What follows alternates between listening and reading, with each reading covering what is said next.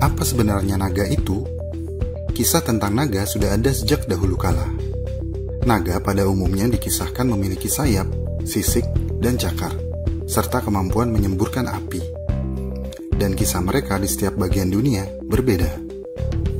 Bangsa Eropa menganggap mereka sebagai makhluk laut yang mengerikan, dan sering digambarkan menyerang dan memangsa pelaut. Bangsa Eropa umumnya menganggap naga sebagai pembawa kehancuran dan teror. Mereka juga sering diceritakan sebagai makhluk buas penimbun emas dan harta berharga lainnya. Tapi di bagian bumi yang lain, mereka dianggap sebagai makhluk suci yang megah.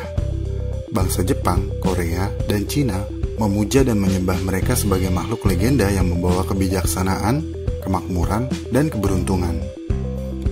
Naga bagi bangsa Jepang dan Korea adalah dewa air dan makhluk surgawi yang mempunyai kendali atas curah hujan dan badan air. Dan biasanya digambarkan sebagai makhluk besar, tak bersayap, berbentuk seperti ular, yang memiliki kaki dan cakar yang besar. Naga bagi bangsa Cina melambangkan kekuatan yang berpotensi tinggi dan pembawa keberuntungan. Mereka dipercaya memiliki kendali atas air, curah hujan, angin, dan banjir. Tapi, apakah ada bukti bahwa naga ada?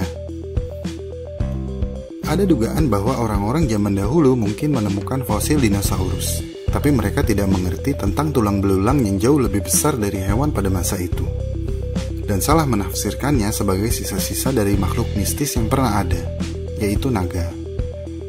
Chang Ku, seorang sejarawan bangsa Cina dari abad keempat sebelum Masehi, salah menyebut fosil dinosaurus dan semakin memperkuat keberadaan makhluk mitos ini.